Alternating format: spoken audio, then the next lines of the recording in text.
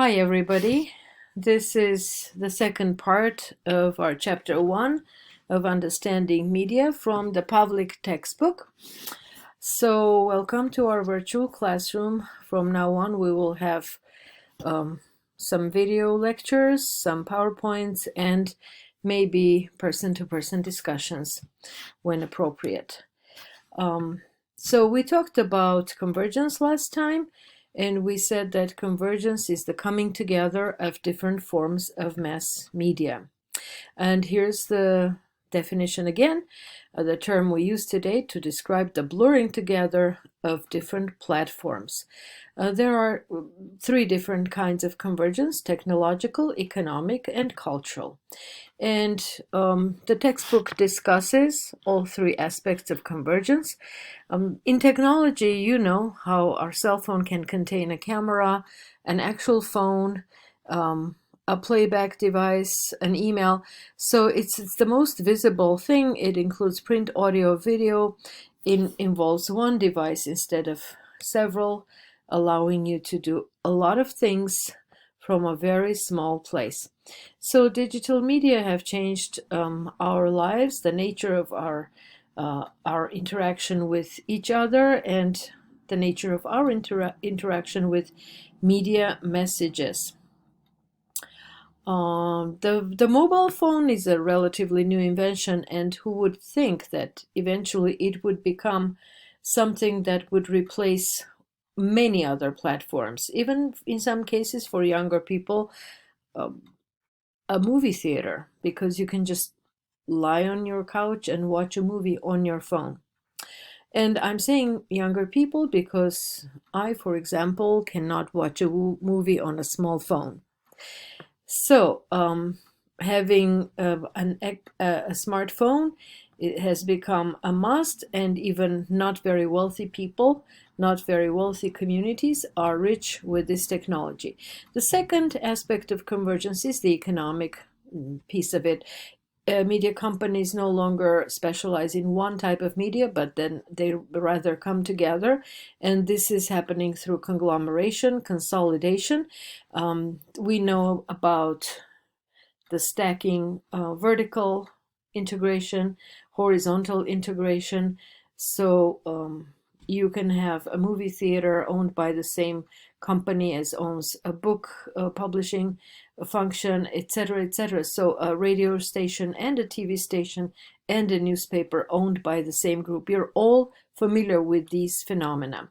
Separate media companies have come together in order to pool their resources and run more smoothly. So the process of consolidation, of economic consolidation, is leading to economic convergence.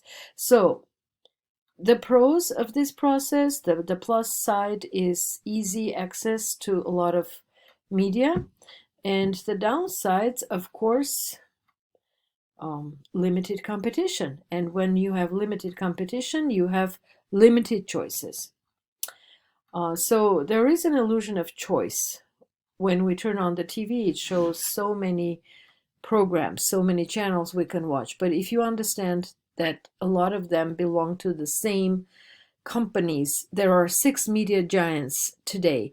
So whatever we're listening to or watching or browsing is mostly coming from one of the branches of these 6.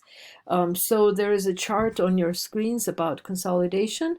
In 1983, there were 50 companies in America that ran the whole media industry.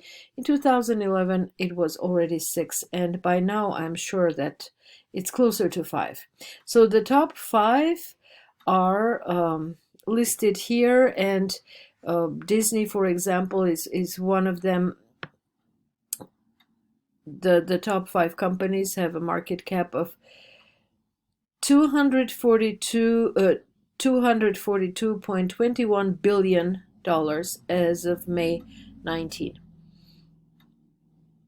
And there are some more numbers: 194.306 billion as of May 2019. That was Comcast's holdings. AT&T is 188.47 billion. And finally, Charter Communications, 94.5 billion as of May last year. 20th Century Fox is 68.5, a little more than that as of last May. So the pros, again, easy access, and the cons, limited competition for the market, for the audiences. And we're asking now, who has power in the media industry? Who has power in the field of media? If all the resources, all the wealth is consolidated in 5 big companies. So the third aspect of conglomeration convergence is cultural convergence.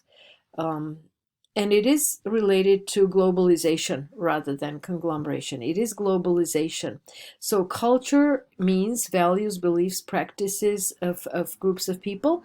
For example, people living in America, they subscribe to the American culture, and there are subcultures, smaller pockets of cultural groups, smaller pockets of groups of people, Korean Americans, evangelical Christians, disabled athletes. For example, if you've seen the movie about disabled basketball players competing in their wheelchairs, it is a specific culture. It is a specific subculture. So globalization has contributed greatly to cultural convergence, and a lot of times you see one artifact, one movie, or TV series or other media product become extremely popular in many countries where it shouldn't be culturally translatable. However, it does. So I have many examples here on the PowerPoints, and you can browse them on your own. Let's talk about the ups and downs of globalization. What are some of the benefits? In social media, the benefits of globalization are that through instant connection with people, we don't miss our relatives that much. You know, people who have families abroad and people who want to go on trips abroad, they can connect with their families fairly easily. Shared platforms for creating and distributing content. The similarity and the sameness of the platforms allows to send and receive messages very quickly. And by messages, I don't mean text messages, I mean any kind of media artifacts. And building awareness for topics that are not prioritized in personal media. So you can be engaged in conversations that are not necessarily part of your daily routine, but through social media, you participate and you start learning about phenomena, about things outside of your realm, and you start caring about them. The other kind of media, mass media, deals with larger markets of distribution, with potentially higher profits, and the content can actually be easily edited and accommodated to a different market. So on mass media, audiences sometimes enjoy content that comes from other cultures, and the content can be translated, can be adjusted, and franchised. Like when I went to teach in Russia, in Siberia, there was a Russian version of the TV series, the soap opera, the sitcom, All in the Family. And it was called a different name, but the characters were the same, and it actually made a lot of sense for the Russian public. So, questions that we need to ask about convergence. What changes in our perception of media? What changes in the media industry? What might we gain or lose from those changes?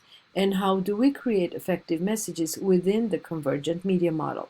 One thing I know that would be relevant to a lot of you who will go into the workplace tomorrow, or 4 years from now, or 2 years from now, what will change for you is when you're putting something on your resume indicating your ability to edit video.